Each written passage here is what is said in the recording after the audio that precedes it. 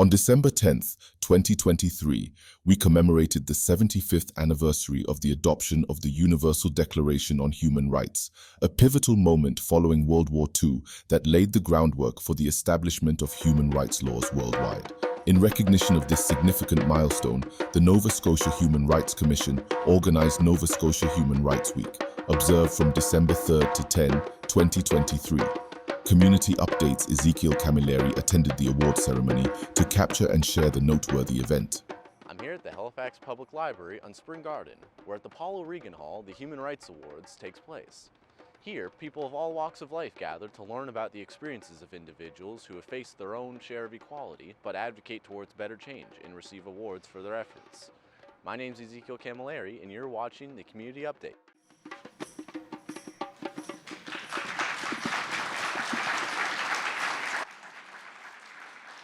Good afternoon, everyone. Before I begin, I would like to thank you for the beautiful drumming.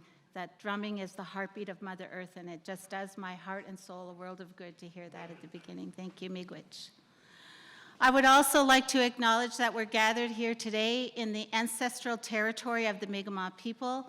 The Mi'kmaq and their ancestors did not surrender any lands to the Crown, but rather signed the treaties of peace and friendship, which the Mi'kmaq and the settlers used to work together to further these lands. I am going to do an opening prayer in my language of Anishinaabe. I invite each and every one of you here to pray in your own way and pray in the way that is best for you and what suits you the best. And if you can, I would like you all to stand.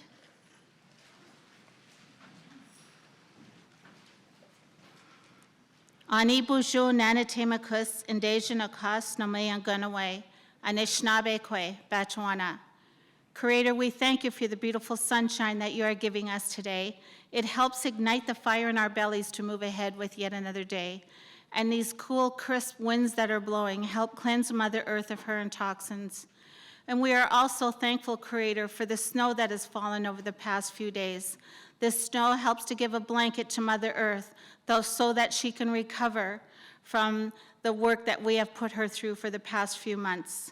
And I ask, Creator, that you come into this room today and help us to open our hearts and our minds with clarity and understanding of the stories of the incredible individuals that we are about to hear from. We are so thankful for those individuals who give their heart and soul for the work that they do for our communities here in Kjipuktuk and are well deserving of this award. We pray, Creator, for our loved ones who are sick and need your help and strength and guidance in the days ahead. And for our loved ones who are preparing themselves for their final journey to you, we ask, Creator, that you welcome them with open arms. And for the doctors, nurses, firefighters, police officers, and paramedics who work so hard day in and day out, protecting our way of life here in Kjipuktuk, we ask that you keep them safe and free from harm. And lastly, Creator, for our veterans, those men and women who are far from home, protecting our way of life here on Turtle Island. Keep them safe and free from harm till they return back to Turtle Island and back to the loving arms of their family and their friends. Emset Nogama, Tahomigwich Ahau. I ask you to please remain standing. Mu and Paul will now honor us with the Mi'kmaq honor song.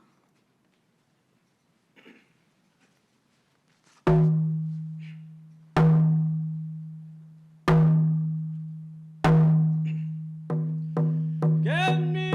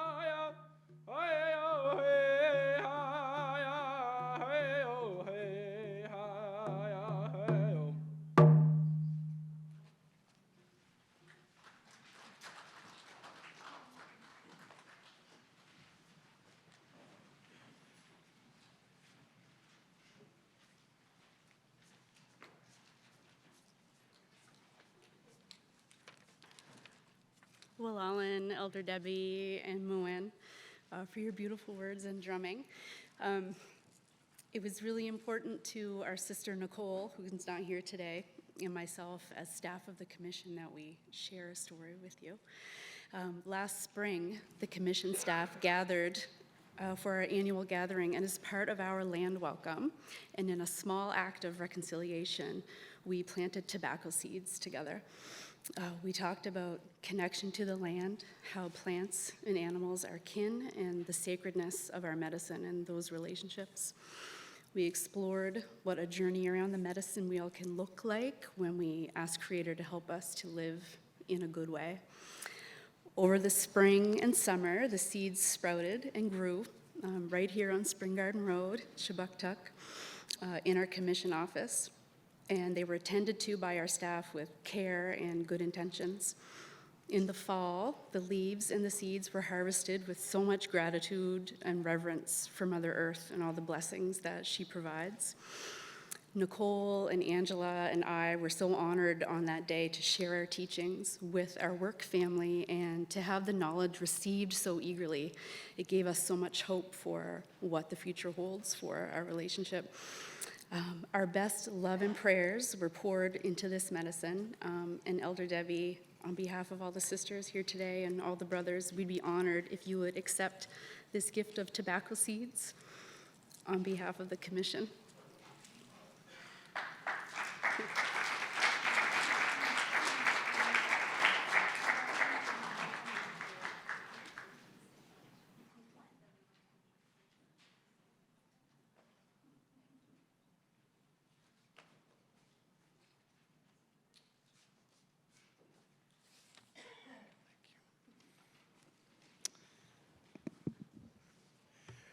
Gwe, Walaliok. Hello, and thank you for joining us today as we celebrate human rights during this Nova Scotia Human Rights Week. Deluisi Joe Fraser. My name is Joe Fraser. I use the pronouns he and him. I'm the director and CEO of the Nova Scotia Human Rights Commission, and it is my honor and my privilege to welcome you to the 2023 Nova Scotia Human Rights Awards. Pardon me. Walalin, Mu and Paul for that beautiful rendition of the honor song. Walaliok to Amanda McPhee and Nicole McKenzie, who unfortunately couldn't be with us this afternoon, for sharing that story of those first tobacco seeds that were planted at the commission offices just a few blocks from here. That story of that batch of tobacco seeds is symbolic of the steps the commission is taking to really ground our work in the philosophy of reconciliation and the way we're learning from and working with each other. So thank you, Amanda, for sharing that. Amanda is a human rights officer with the commission who's focused on early resolution. Nicole McKenzie, who I mentioned couldn't be here, is another human rights officer with the commission who's focused on intake, and they're both a very integral part of the commission team, so thank you. Walalin as well, Elder Debbie, for that opening prayer, and it's always such a pleasure to have you open our events. We're grateful for you, Walalin. Thank you as well to Ayo Oladejebi, Robert Leake, and Sobaz Benjamin for that awesome drumming that brought us together and welcomed us into the space, the drummers from home. Let's give them another round of applause.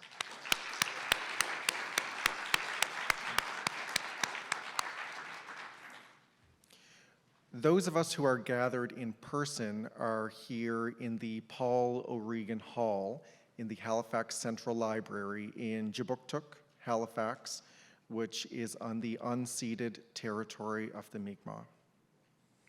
And we've come together today to celebrate human rights, recognizing the really immense contributions of the generations of people who've come before us, and in particular, the generations of Olnu and African Nova Scotians and other people of African descent who continue to be impacted by systemic and societal legacies of colonialism.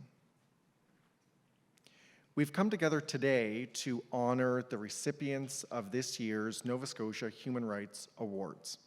4 individuals and 2 groups, leaders in their communities, leaders in the province, and all champions of human rights. I would like to welcome this year's recipients, who you will all meet shortly. Today we honor you and your work, and we welcome you and your guests and the family and friends that have come with you today.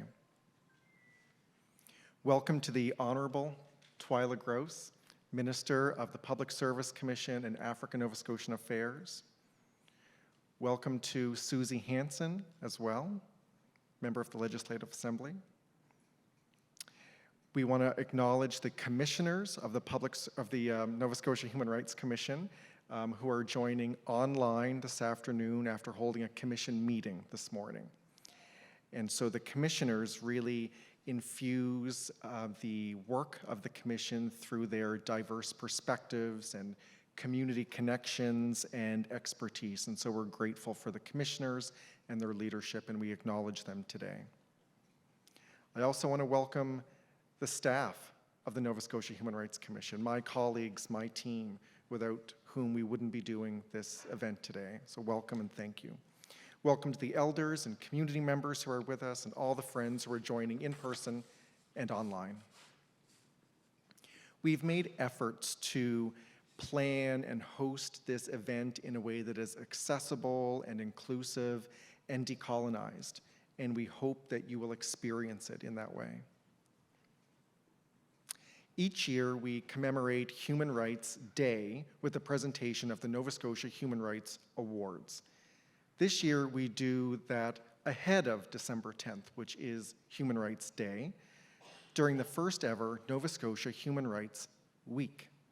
So December 3rd through 10th was proclaimed this week as Nova Scotia Human Rights Week by Premier Tim Houston.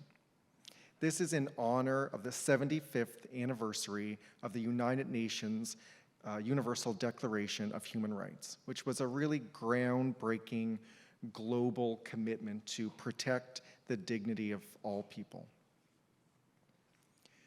Human rights are central to creating safe and equitable communities and to protecting the inherent dignity of all people.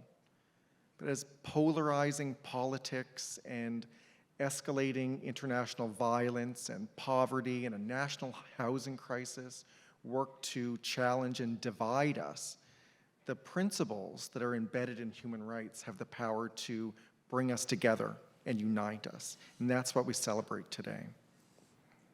Today we turn our attention to those who are actively working toward the goal of making this province a more inclusive, more equitable, and more accessible place to live and work and play. We are celebrating the conveners, the creators of safe spaces, the amplifiers, the disruptors, and the agents for change. I would like to invite my colleague, Ayo Oladejebi, to the podium to introduce our first award of the day, which is the Youth Award. In addition to being one of the drummers from home, Ayo leads our work of promoting and advancing human rights as the Director of Race Relations, Equity, and Inclusion with the Human Rights Commission. Please welcome Ayo.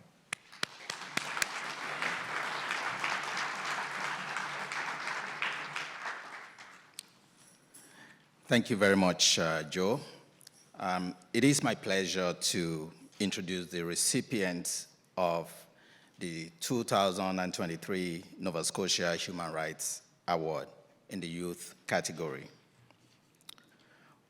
For about 5 months, including the summer months, 12 high school students worked tirelessly to organize the first of its kind All-Black Youth Summit, which we call the NEA Summit. This youth worked very diligently to identify the keynote for the summit. They designed the logo for the summit. They determined the swag and the merch. Yeah, I call it merch. They led the communications and they did the media promotion for the event.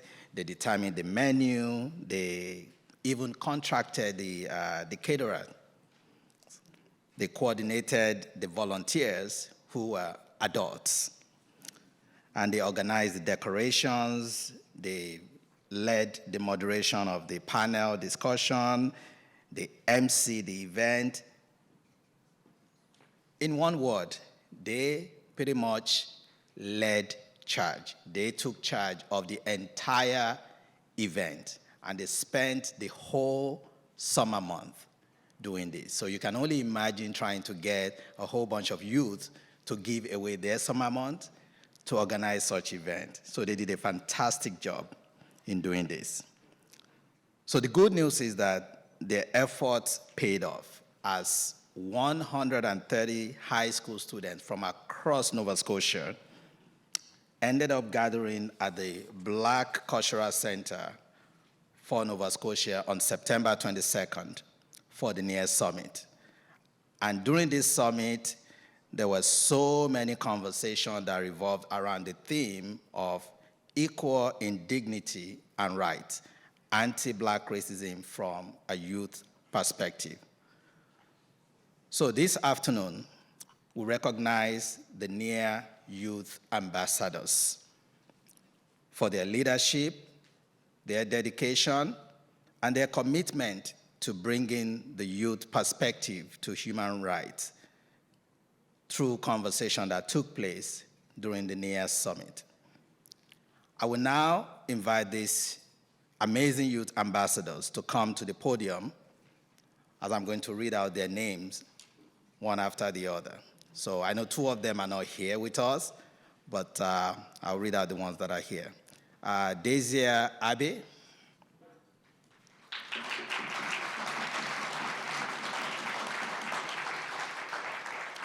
Moriah Alade Jebi.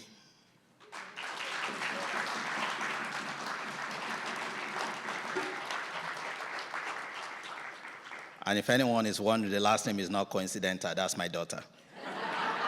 Just saying.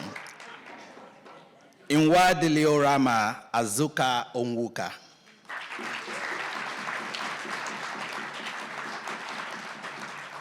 Praise Babalola.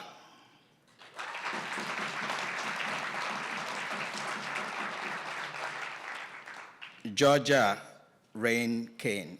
Georgia Rain Kane.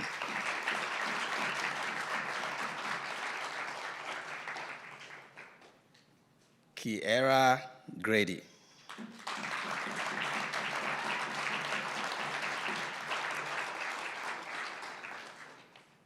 Princess Okorie.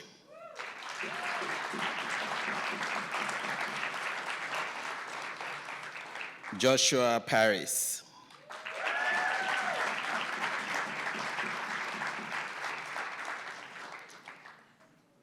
Nathan Tesfazian.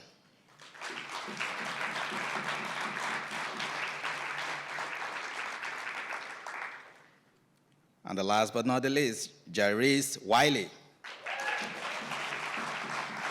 All right, give it up for the NEAR Summit Youth Ambassador.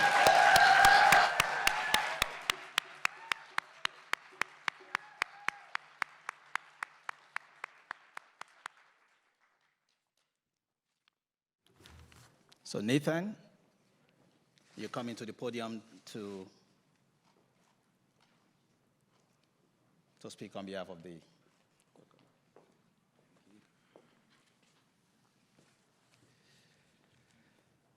All right.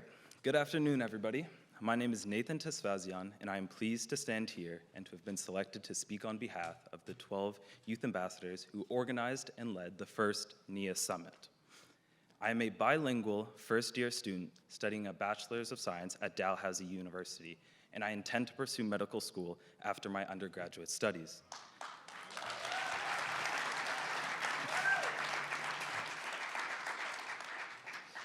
I am lucky enough to come from two very rich heritages, with my father being a first-generation immigrant from Eritrea in East Africa, and my mother being African Nova Scotian, a Cromwell from Weymouth, Digby County. My roots trace back many years to the original black settlers of 1783. Just like me, every one of these 12 youth ambassadors comes from a wide variety of rich heritages, whether it is local, global, or both. This shows the sense of diversity that is present within Nova Scotia. We are truly honored to have been selected to receive this award. When I first heard of the opportunity to be involved in the NIA Summit, I was working as an employee of a part of the Black Youth Development and Mentorship Program with the provincial government. The Black Youth Development and Mentorship Program is an initiative that seeks to involve high school students of Black descent in government positions so that they can gain experience.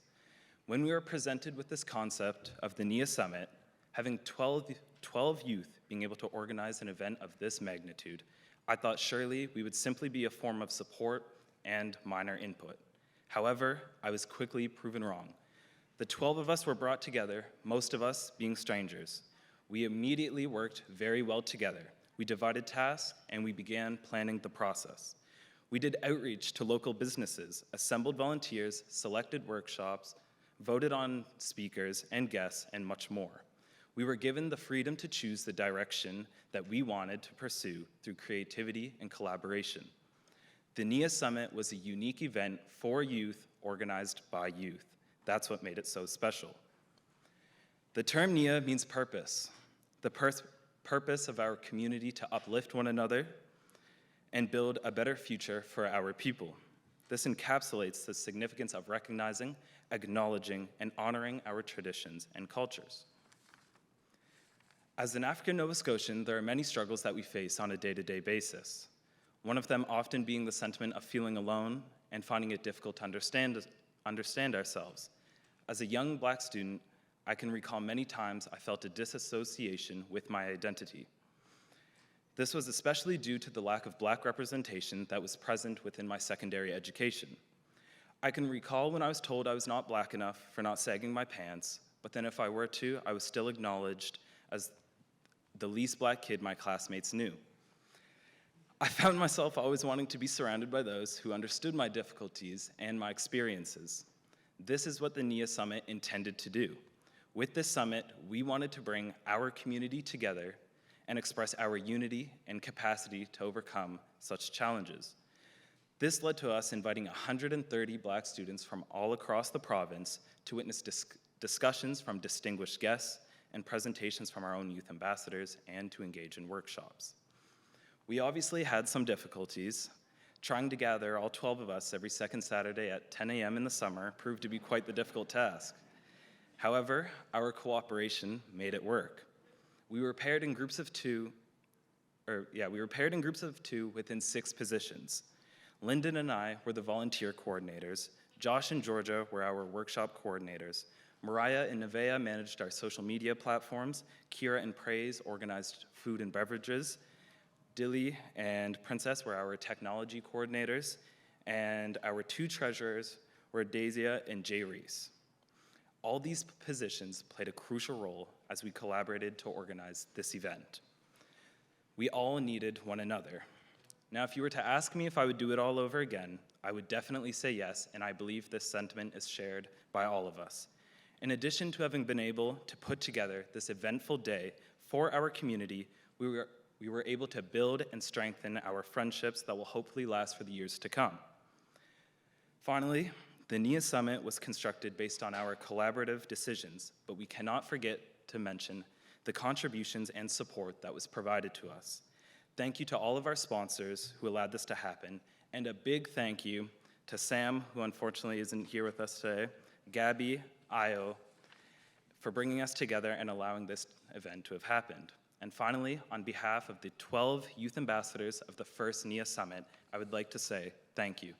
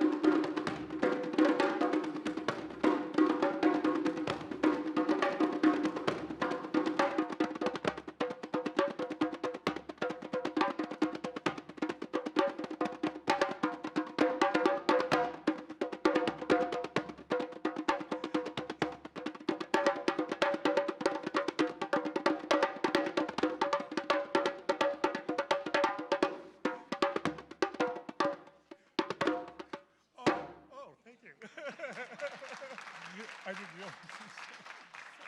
That was longer. Thank you, drummers from home. Thank you, Nathan, for those words, and congratulations to all of the NIA Summit Youth Ambassadors. I think we can say fairly confidently that we're going to see these young people continue to show up and push and change our province in really wonderful ways. So congratulations again.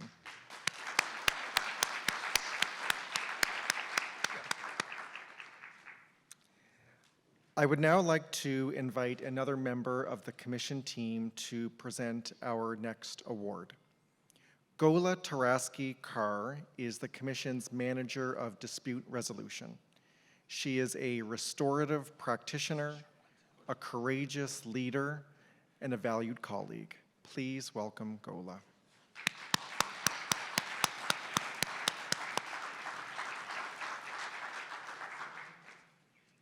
Thank you, Joe. The next award presentation today is in the individual category. There are 2 awards in this category this year. The individual award is presented to a Nova Scotian aged 21 or older who demonstrates leadership and whose work has contributed to change in their community by advancing equity, inclusion, and the value in promoting and protecting human rights.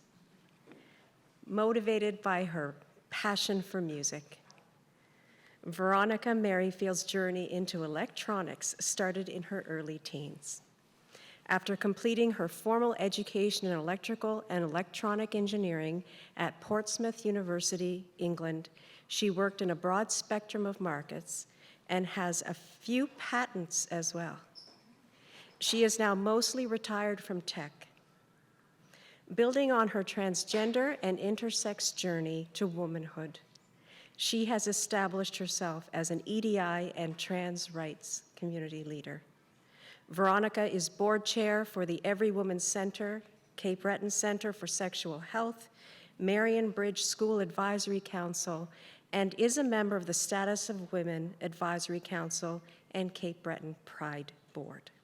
She has worked successfully to effect changes to legislation and has worked with the Department of Health and Wellness on gender-affirming care.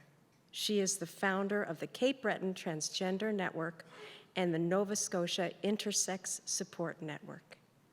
Veronica has 2 daughters and 4 grandchildren, makes musical instruments, plays bass, and a pretty mean guitar and keyboards. She is a writer, photographer, and is, like a true Cape Bretoner, always partial to a decent cup of tea. I would like to invite Veronica Merrifield to come forward to accept her award and say a few words.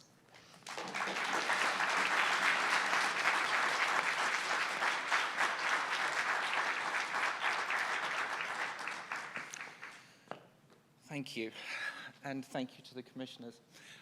I didn't have anything written. I live with dyslexia, and reading is really, really difficult, so I have no idea what's going to come out.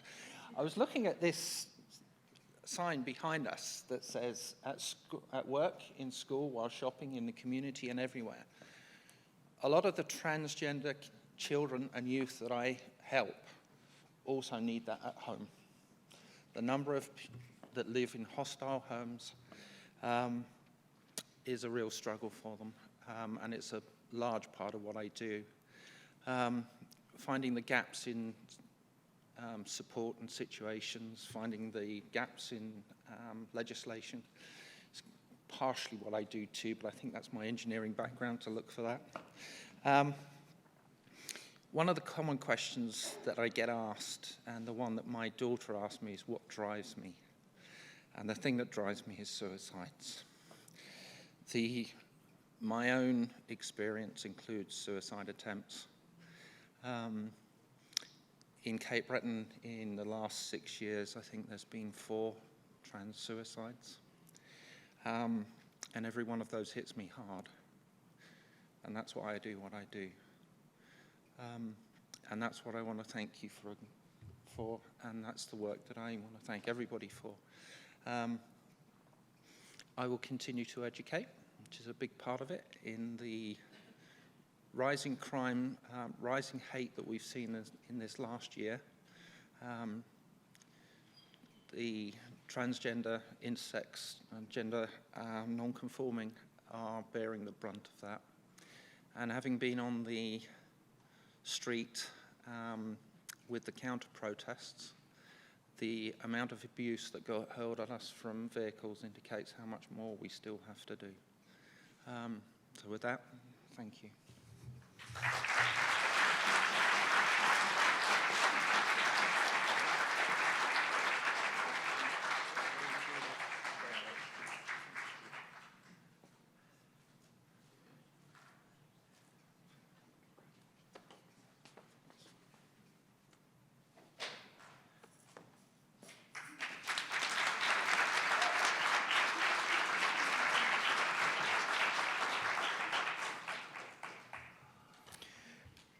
Congratulations, Veronica. The recipient of the second 2023 Human Rights Award in the individual category will accept her award in absentia. She is currently in Belgium with the My Home, My Rights Research Collective at a conference celebrating the 75th anniversary of the Universal Declaration of Human Rights. Sheila Wildman is the Associate Director of Dalhousie University's Health Justice Institute and an Associate Professor at the Schulich School of Law, where she teaches administrative law, poverty and human rights law, and imprisonment and penal policy. She is also co-chair of the East Coast Prison Justice Society.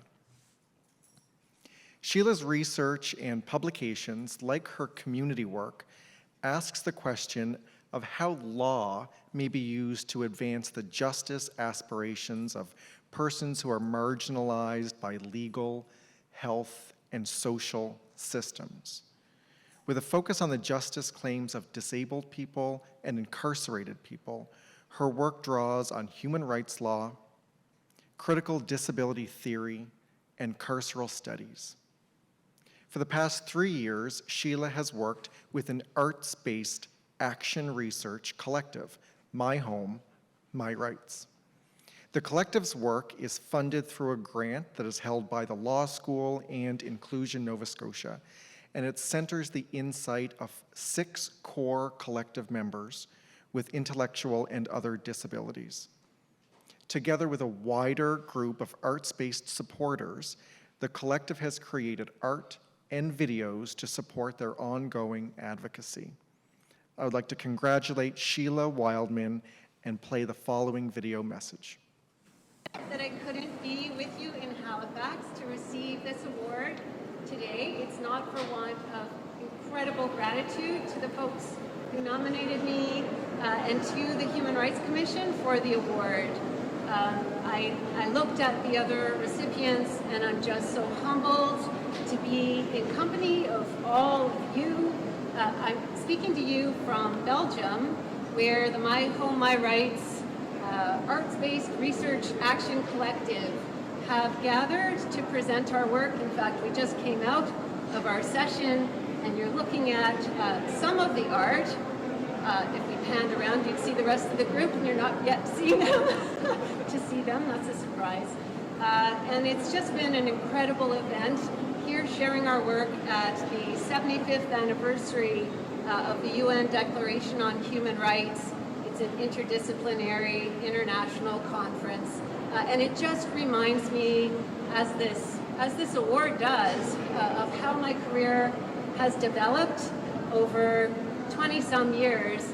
And that's from a starting point of really asking myself what I think and how best to craft sentences and essays and chapters that very few people have read, and then working very hard to craft all of that. That was the early days up to about the midpoint.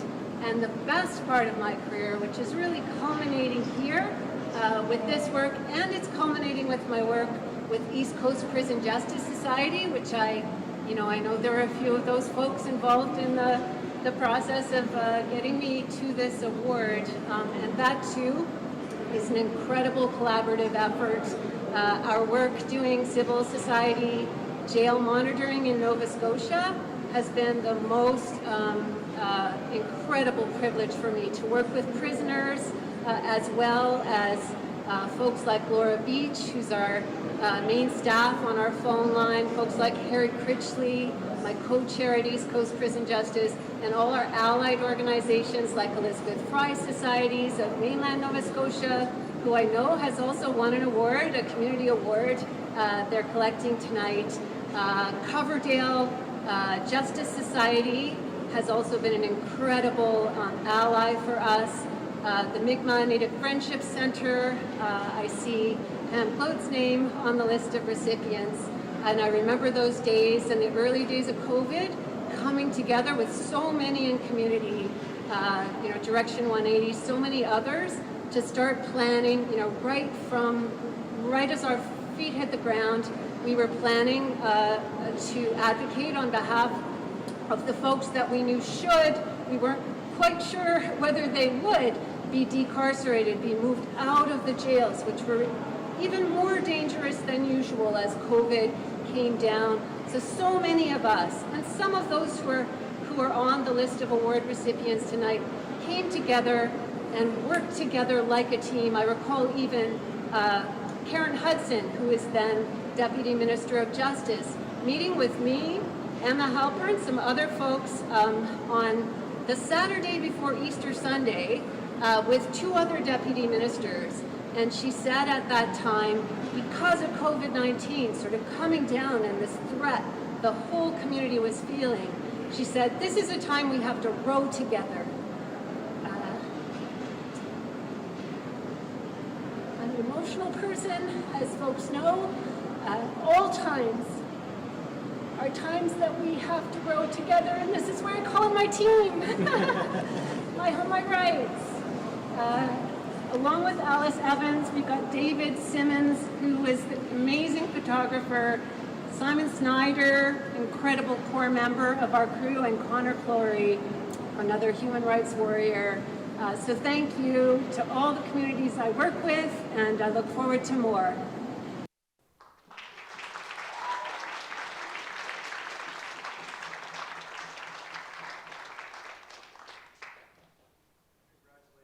Congratulations again to Sheila and the team at My Home, My Rights. The next award we will be presenting today is the Dr. Burnley Allen Rocky Jones Award. Presented annually to an individual of African descent whose work reflects and builds on the legacy of the late Dr. Burnley Allen Rocky Jones in championing racial equality, advancing justice, and fostering socioeconomic empowerment. I would like to invite one of Rocky Jones' daughters, Tracy Jones Grant, to introduce this award. Please welcome Tracy.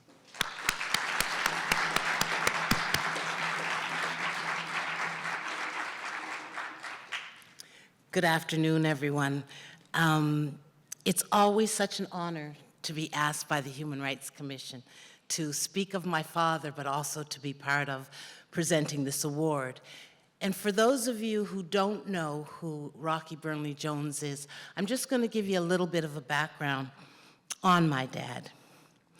He was one of the greatest champions of the civil rights, beginning with his involvement with the Student Nonviolent Coordinating Committee, the Student Christian Leadership Conference, and including his work on political initiatives such as his work with the NDP. The press labeled him Rocky the Revolutionary, and he was often referred to as the Stokely Carmichael of the North. When he returned to Nova Scotia in 1965, he became heavily involved in working on the rights for people of African descent, including founding Kawacha House. He was a founding member of the Black United Front, and he helped to establish the transition year program at Dalhousie University, and later the Indigenous Black and Mi'kmaq program at Dalhousie Law School. He was internationally known as a political activist. He was one of Canada's leading experts in environmental racism, representing the Frederick Street residents in Sydney, Nova Scotia, who were victims of some of the worst industrial hazardous waste pollution in Canada. He also strongly advocated for prisoners' rights. He established the real opportunities for prisoner employment, and he had a passion for the betterment of young people of all races.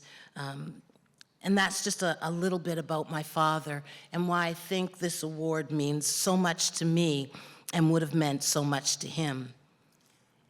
So it is my honor to speak just a little bit about this year's recipient of the Burnley Rocky Jones Human Rights Award. I just got to pull up the bio that I had here. Just one moment, please. When you walk with a cane, you got to make sure you get someplace to put it. Okay, here we go. And it's really exciting for me to be able to present this because I have known this award recipient, I can say, all of their life. Tia Upshaw is a dynamic individual, seamlessly navigating the roles of devoted mother, accomplished author, and entrepreneur, leaving her mark on the community and beyond. As a mother of three, Tia not only understands the delicate balance of family responsibilities, but draws inspiration from her children, using their experience as a catalyst for positive change. Her influence extends beyond being an author, but also as an entrepreneur with a relentless drive, innovative mindset, creating multiple successful businesses. Tia's leadership and business acumen have earned her numerous prestigious awards, including Business Leader of the Year by the Halifax Chamber of Commerce, RBC Women of Influence. She was recognized as a top 100 Black women in Canada in 2023.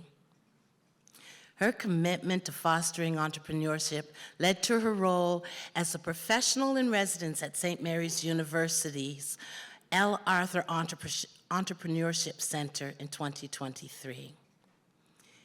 Tia is passionate about supporting and uplifting Black women. She's co-founder and CEO of Black Women in Excellence, established in 2020. This groundbreaking organization provides transformative space for Black women in Nova Scotia and Kelowna, BC, fostering connection, collaboration, and thriving. I could go on and on, but I want to kind of close with a few things. Tia stands on very, very, very strong shoulders. Her grandmother, Mrs. Evelina Upshaw, was a mother to many. She wrapped her arms around us, as I'm sure she did Tia. And from that strength from Miss Eveline, we have seen what we see in Tia today. Tia's unwavering dedication to empowering women, especially young women and Black women, and fostering entrepreneurship is a driving force for positive change, making her a mentor and a beacon of empowerment that shapes the communities that we're in. I'd like to call on Minister Gross to please join me in the presentation of the Burnley Rocky Jones Award to Ms. Tia Upshaw.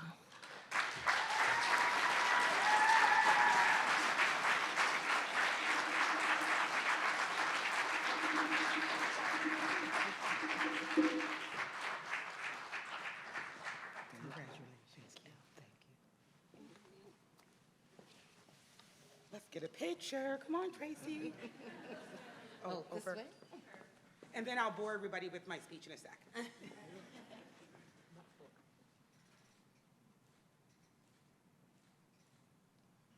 you. Thanks.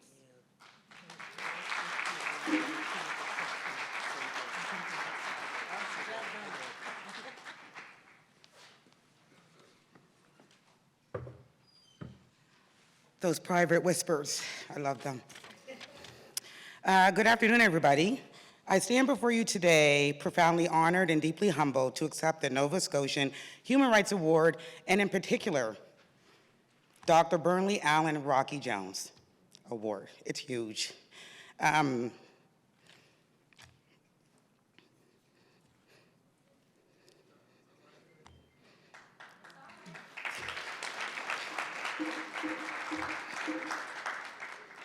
This recognition holds a special place in my heart, as it is not only acknowledges individual efforts, but also symbolizes a collective commitment to the ideals championed by the late Dr. Rocky Jones. Rocky Jones was a tireless advocate for human rights, social justice, and equality. His legacy is a beacon that has guided many of us upon our purpose and responsibility. To receive an award bearing his name is not just an acknowledgement of my personal achievements, it is an affirmation of the values we share and the work we collectively undertake to build a fair and inclusive society of Black people in Nova Scotia. I must express my gratitude to the Nova Scotia Human Rights Commission, as I was shocked when I got the email that I got this award. Thank you. I really was shocked. It is a testament of the power of community, the resilience of those who strive for positive change, and the belief that every individual deserves to live with dignity and respect. In Nova Scotia, we are not just recipients today of an award. We are torch bearers of justice. This province, with its rich history and diverse community, has been a canvas on which many activists, past and present, have painted the strokes of progress. It is an honor to contribute to this legacy, and I accept this award on behalf of the countless individuals who've dedicated their lives to pursue equality. As we celebrate this moment, let us not forget the fight of human rights is still ongoing, and it requires continuous efforts, unwavering determination, and a commitment to dismantling barriers that deny individuals their fundamental rights. Rocky Jones once said, "Justice is not about some abstract legal standard. It is about how we treat each other daily." These words resonate with me deeply, and I believe they are the essence of a collective mission. In my journey as an advocate for the empowerment of Black women in entrepreneurship and the rights of Black individuals in the entrepreneurial landscape here in Nova Scotia, I have witnessed the transformative power of unity. Black Women in Excellence was not co-founded, it was founded only by me. Just a little correction there. Black Women in Excellence, which I have the privilege to lead, stands as a testament to the strength that arises when communities come together and uplift one another. This award is a recognition not only of my efforts alone, but of the shared commitment of everyone involved in these endeavors. Again, I extend my heartfelt appreciation to my children,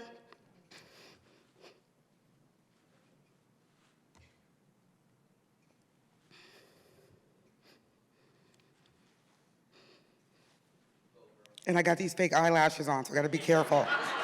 Gotta be careful.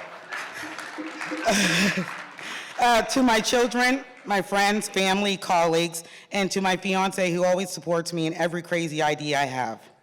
And to the Black women in our communities that have led the way before me. They are very, very important because I would not be able to stand here without the women that came before me, and I stand on their shoulders. As we move forward, let us carry the spirit of Dr. Allen Rocky Jones with us. Let us be the architects of a future where human rights are not just an acknowledgement, but a safeguard, where justice is not an abstract ideal, but lived reality for all. Together, let us continue the work that has been started, inspired by the legacy of Dr. Burnley Allen Rocky Jones and others, and guided by the shared commitment of human rights for everybody in Nova Scotia and beyond. And again, my name is Tia Upshaw, and I thank you for having me today.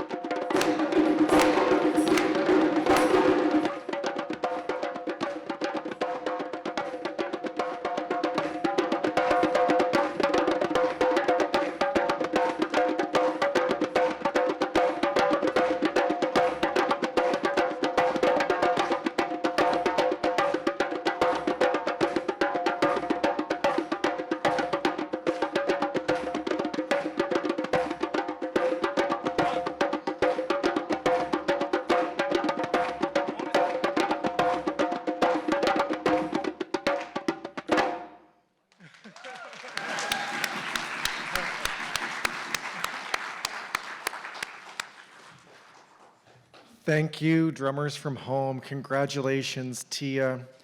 Thank you, Tracy, and thank you, Minister Gross. Our next award, the Waluguin Award, was introduced last year and is presented to an all-new individual, youth or adult, group or organization, whose work advances the rights of Mi'kmaq or other Indigenous people while creating a just, equitable, and inclusive society. Waluguin is a Mi'kmaq word which loosely translates, "Congratulations, you are doing extremely well, and your work does not go unrecognized." I would like to invite Angela Doyle Faulkner to introduce this award. Angela was integral to the creation of this award last year when she worked as the Commission's Mi'kmaq and Indigenous Liaison and Education Officer. Angela is currently on leave, working at the Mi'kmaq Way DeBert Cultural Center. Please welcome Angela.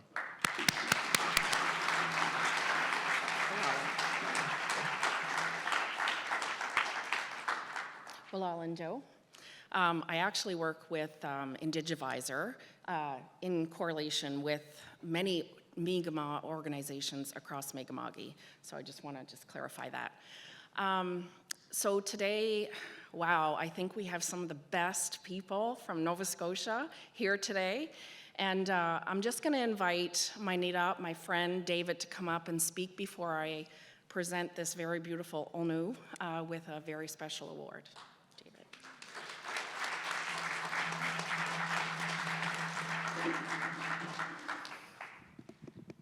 I forgot my notes at home. No. I got to talk a little bit about Pam.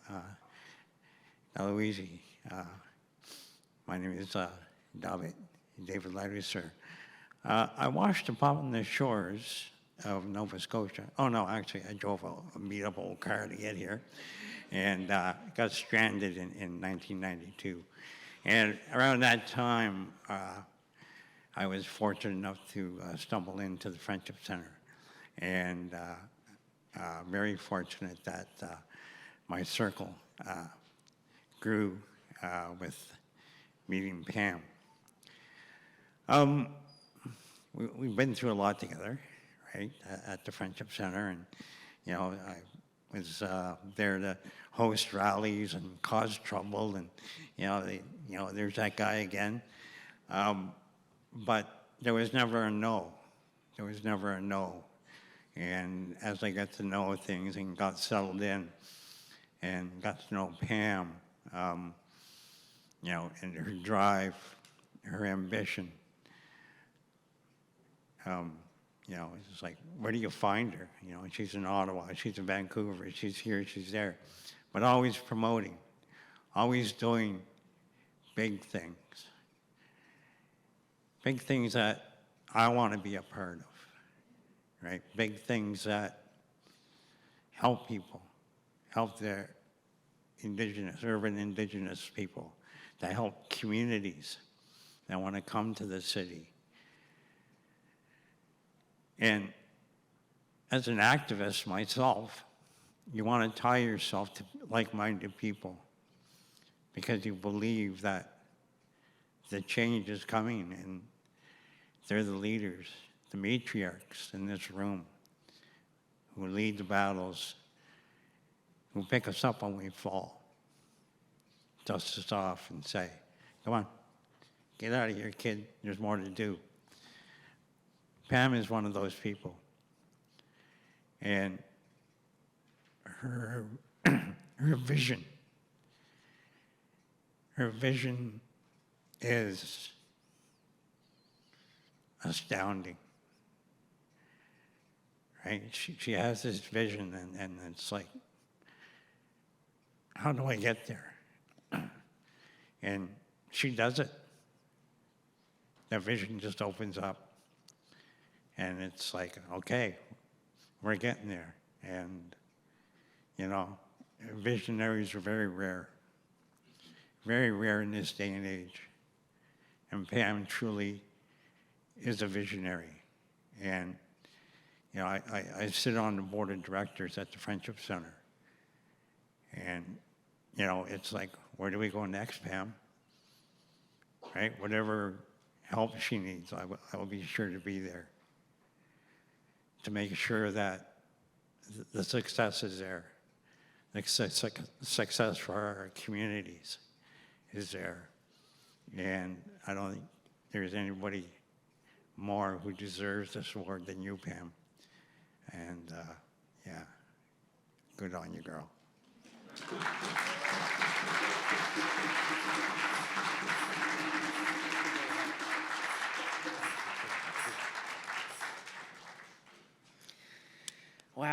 Wow, that was beautiful. Willal and David. So I was asked to present this award to someone who's honored and cared for and loved immensely in the Mi'kmaq community, and I couldn't be more honored to do this today.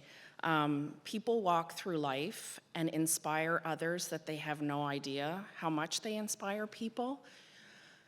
So I'm just going to read here a little bit before we bring Pam up to honor her. So the mandate of the Nova Scotia Human Rights Commission has been shaped by key Mi'kmaq-related human rights issues, such as the Royal Commission on the Donald Marshall Inquiry. Last year, I was honored to be part of the team to bring this to fruition. We actually have one of our inaugural winners of the Welugwen Award, Elder Doreen Bernard, here today.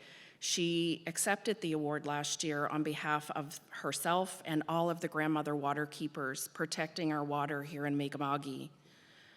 I also want to give honor to our beautiful Elder Dan Paul, who has gone on to the spirit world.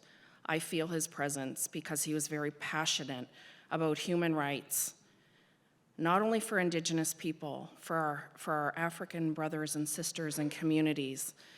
He fought hard and he did not back down, so I want to give him honor today as well.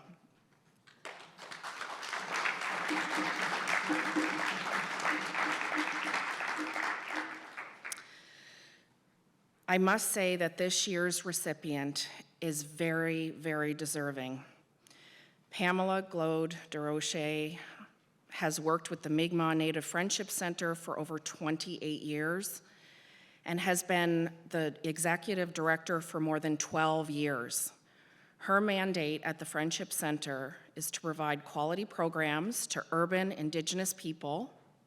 These programs focus on reducing poverty and crime, health, housing, homelessness, justice, and to promote personal and community health and well-being.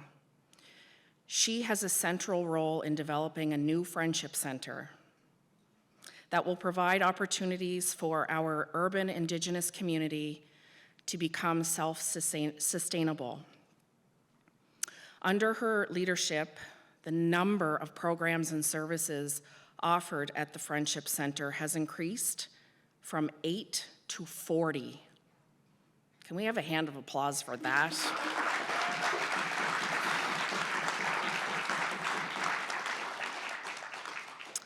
And in these programs, including housing and homelessness, employment and training, early childhood education, several literacy programs, and a youth program. Pam currently sits on the board of directors of the National Association of Friendship Centers. She received the Governor General's Award, Sovereign Medal for Volunteers in Ottawa for outstanding Indigenous leadership. I would like to congratulate you, Pam, on this very well-deserved award and invite you to say a few words.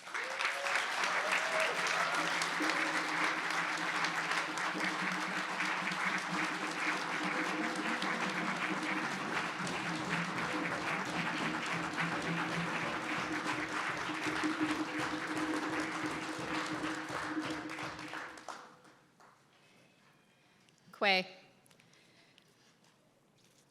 Yeah, I'm not very good at accepting these kinds of awards.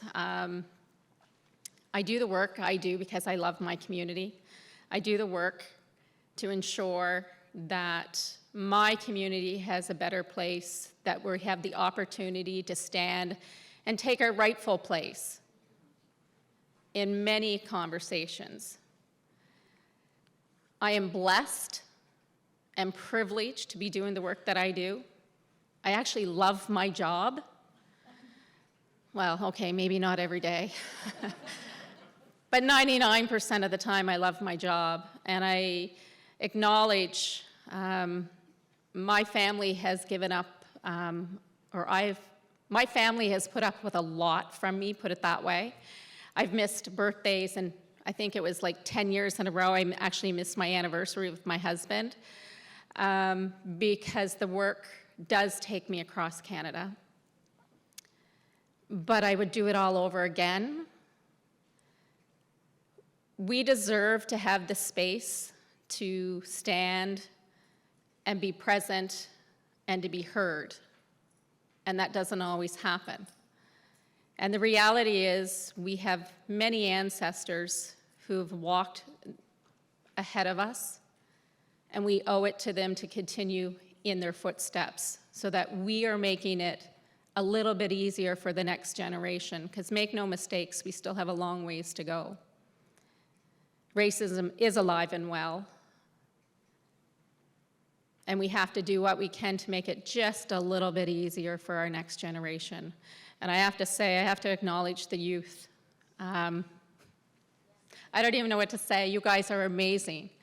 And it warms my heart because I think we're in a really good place when I see what you guys have done.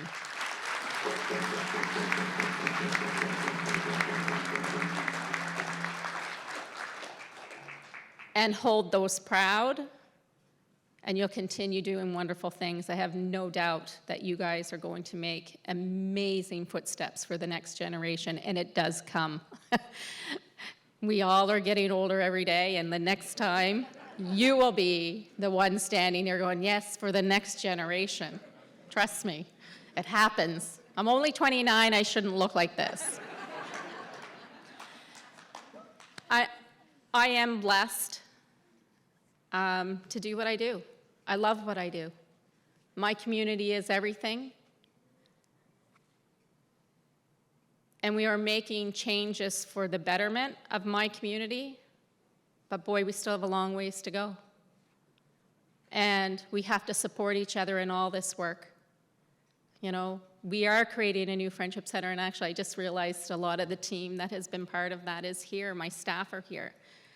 I can't do the work that I do without the support of my staff. By the way, I have the best staff in the world. I do. And I also have to acknowledge I have the best board members because they let me do what I do. They listen to my crazy ideas and they let me do what I need to do, and they support it.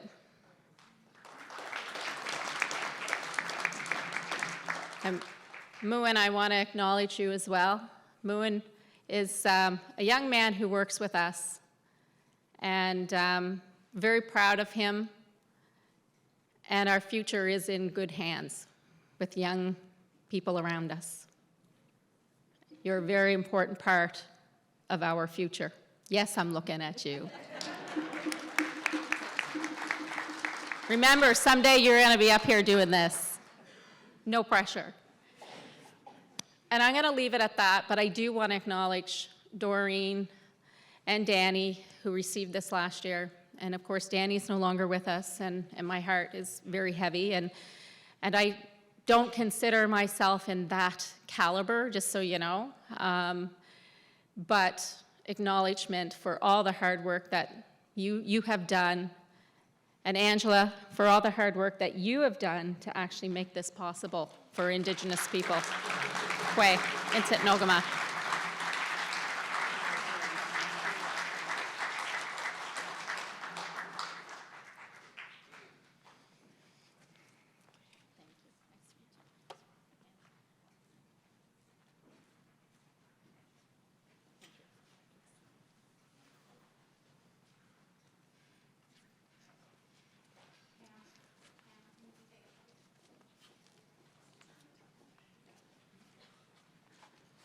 Pam, can we ask you to come back up here for a minute, please?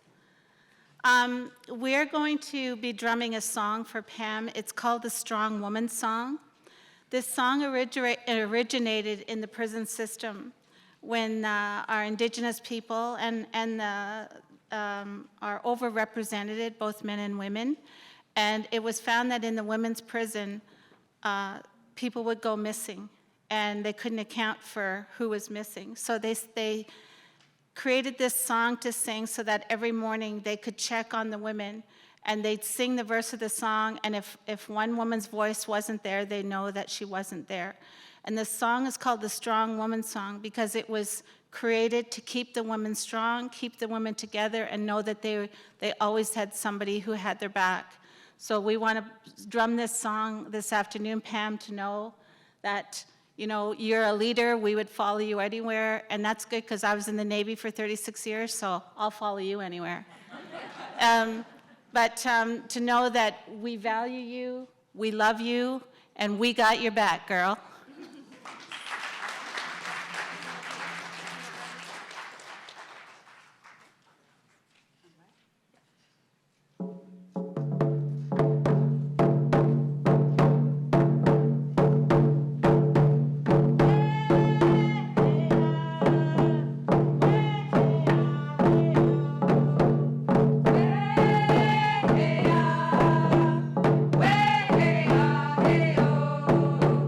Hey,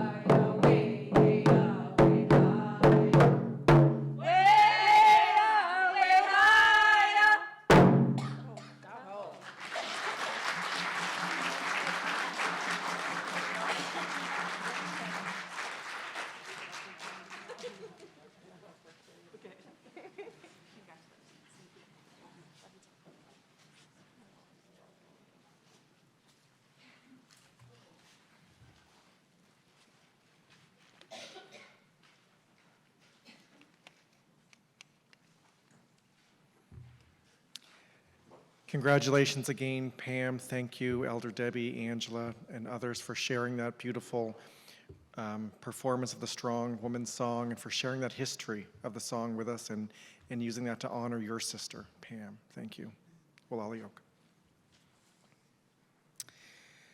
I'd like to invite another member of the commission team to present our final award of the day, which is granted annually to a group or organization whose collective action serves to protect dignity, advance equity, promote inclusion, and raise awareness of human rights in Nova Scotia. Kendrick Douglas works as legal counsel at the Human Rights Commission alongside our senior legal counsel, Kimberly Franklin, who is unable to join us in person today. Please welcome Kendrick.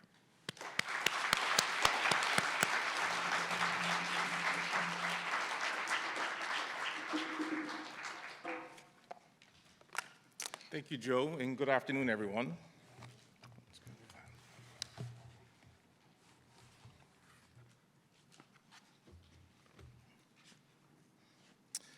It is indeed my pleasure to introduce the 2023 Nova Scotia Human Rights Award recipient in the group or organization category.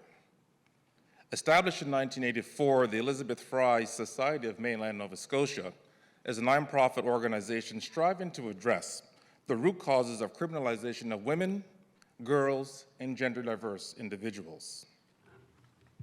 The staff at Fry engage with these vulnerable populations to foster their personal empowerment and aid them in developing stronger connections to community. The organization is devoted to improving the lives of women, girls, and gender-diverse individuals in Nova Scotia through comprehensive housing supports, implementing innovative programming initiatives, promoting justice system reform, and supporting the building of individual capacity, contributing to the development of positive relationships within communities. Geared toward personal empowerment, gender-based violence support, employment, and education, programs offered to clients include relapse prevention, encompassing workshops that focus on managing substance abuse through the use of problem-solving strategies, Women for Change, a 5-week program that addresses barriers to forming healthy relationships, creating communities of care, a network dedicated to creating initiatives and spaces that prioritize Indigenous and African Nova Scotia communities navigating the justice system.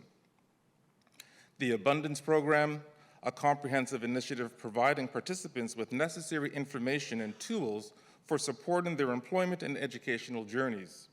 And Girls Against Trafficking and Exploitation, which in collaboration with local youth organizations aims to heal and empower femme-identifying youth at the intersection of potential criminalization and exploitation.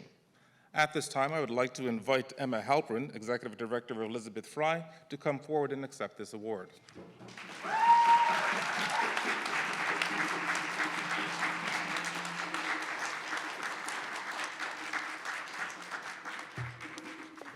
I'm a hugger.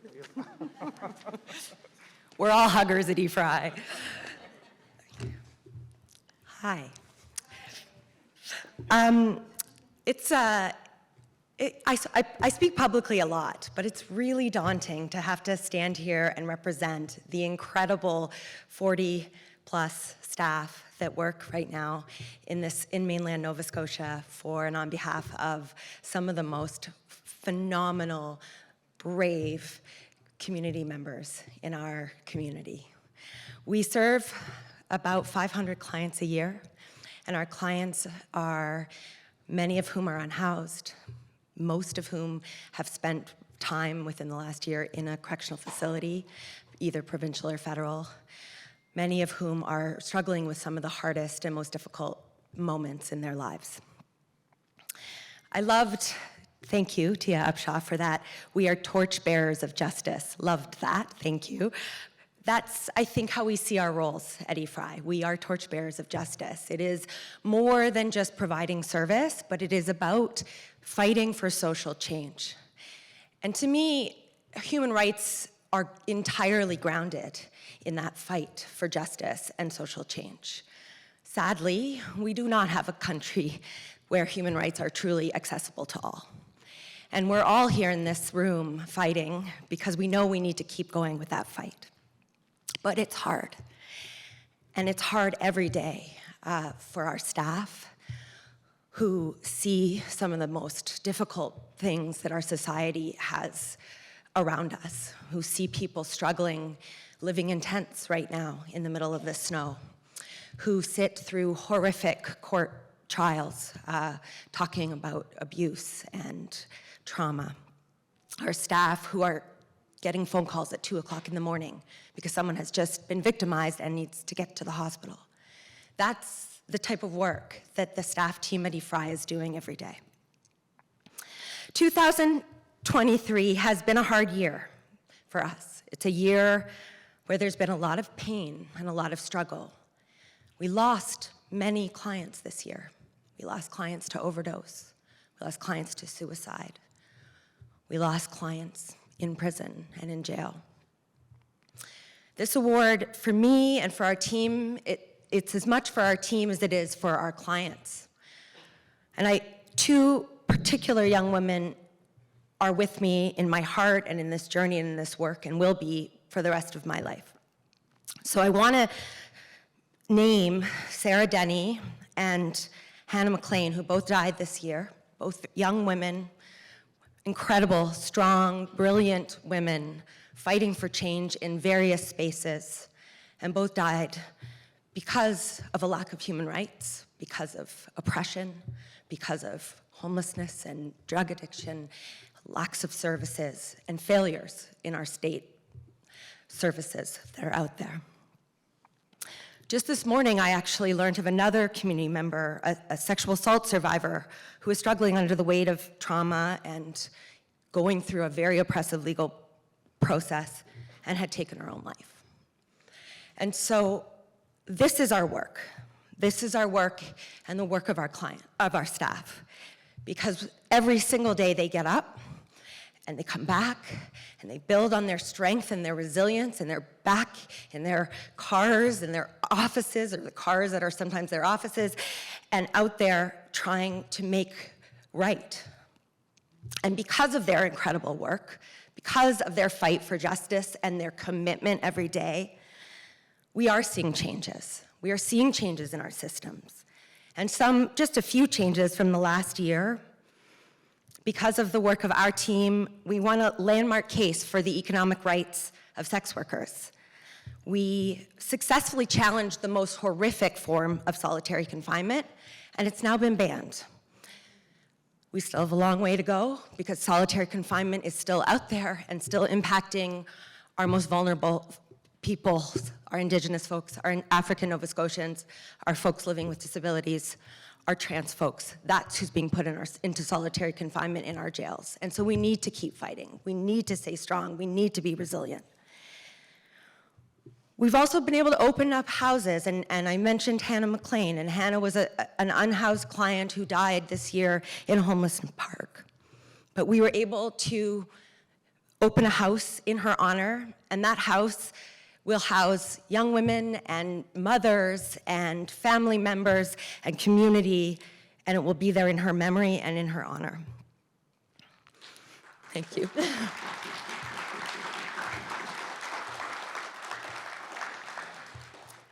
We continue to work to change the very oppressive nature of our prisons and our jails. Thank you for the mark about the sign, and I also thought we need in prison up there. That is a place where human rights are hard to come by. Rights are hard to come by. Sarah Denny fought for the rights not just of herself, but of other women inside.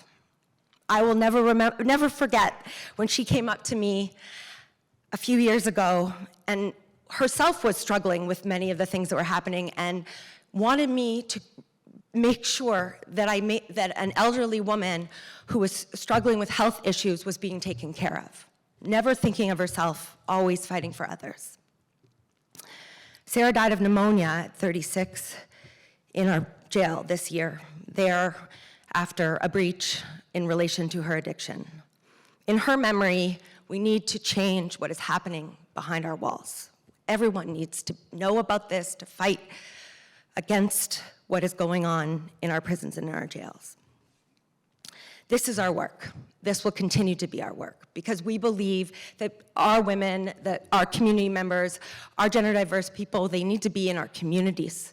They need to be in the housing and the support and have love and have care and have healthy meals and have people who surround them who are supporting them. And that's the work of EFRI. That's what we do and we will continue to do. And so this award, I thank the Commission for recognizing us, but this is my moment to thank my staff who are, gotta fight with you, Pam, maybe some of the best staff out there, although we do share some staff. And my board, like Pam's, who puts up with a lot from me and lets me do what I want to do and also supports this work and the work that we're doing on the ground in community. And without them, we wouldn't be here. And so thank you to our team and thank you to our community and thank you to the Commission. Walalan.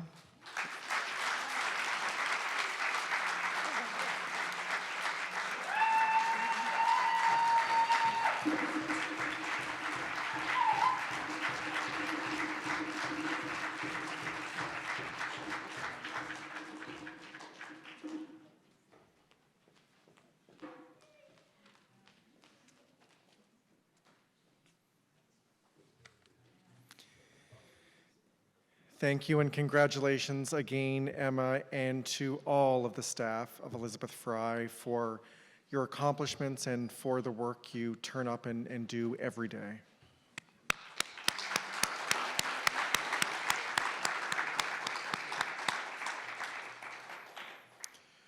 So this brings us near to the end of our programming for this afternoon. It's always such a moving experience to talk with the awards recipients and to hear the stories of the work they're doing to really advance human rights in Nova Scotia. The Human Rights Commission, our work is to protect and promote human rights in the province, but it's part of a larger system of human rights work in the province, and so much of that is advanced by individuals and organizations and community groups that are represented in the folks that we've heard from and honored today. So I want to thank each one of you for your just steadfast commitment to human rights, to your communities, and to our shared inherent dignity. Thank you. Walalyok.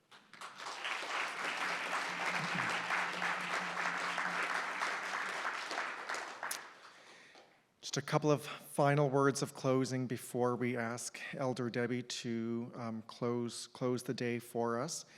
We will ask if the award recipients would please gather. We do have a photographer who is hoping to collect some photos of folks and they can be shared. So we want to honor you in photos as well. So if you could linger afterwards, that would be really wonderful. As we are coming to nearing the end of Human Rights Week, the first Human Rights Week in Nova Scotia, we do have one more scheduled event, which is taking place on Sunday afternoon, and I hope you will consider joining. So this will be an online panel discussion where I will have an opportunity to talk with John R. Sillaboy and Duma Young, and we will be having a forward-looking conversation about what the future looks like and how we might re-envision human rights through a two-eyed seeing approach. So details and registration for that event are on the Human Rights Commission website, so please consider joining us for that. I also want to thank Jeff Overmars and the Commission team for the really wonderful work to pull all of this together to plan and coordinate and hold this event. It's a lot of heavy lifting, but always well worth it. We also want to thank the Halifax Central Library for once again hosting us for this beautiful event. Thank you to Basil Audiovisual, our CART transcription providers, our ASL interpreters, and Scanway Catering. Thank you all so much.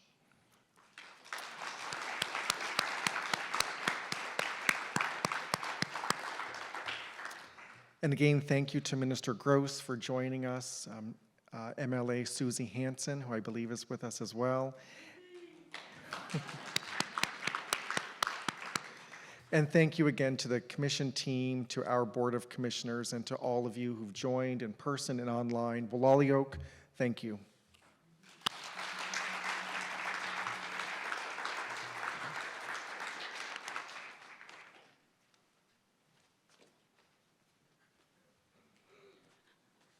What an incredible afternoon I've had, and the incredible stories and the passion and dedication that our award recipients have shared with us this afternoon. But also there are so many other organizations out there that do this hard work for human rights. People that work the front lines, people that do the work behind the scenes, just to keep things moving and to keep our communities as well as can be expected in this day and time. I just want to put a reminder out there for all of those frontline workers and for all of those people who do this kind of work, to keep your medicine wheel balanced, to make sure that your emotional, physical, spiritual well-being are there, and that you're looking after yourself. If you get yourself sick, you can't help anyone. And I don't want anyone to feel bad about taking 10, 15, 20 minutes for yourself, just to make sure that you're balanced and that you're good to go, so that you can keep the rest of the communities good. So I'd like to close this incredible afternoon with a prayer to thank everyone and to thank the Creator and our ancestors for being here today. And as always, I invite each and every one of you to pray in your own way, the way that is best suited for you. Ani buju nanitemakus, indejanakas, no meyanganaway, and ishnabekwe, bachuana. Creator, we thank you for being with us this afternoon, and we thank you for allowing these individuals who are award recipients to be here and to put their talents and passion to good use for our communities. We ask that you watch over them and all those others who work so hard day in and day out, protecting our people and our communities and our brothers and sisters. And Creator, as always, for our veterans, we ask that you watch over them and keep them safe till they return back to Turtle Island and back to the loving arms of their family and their friends. Emset Nogama Tahomigwich Aha. Thank you.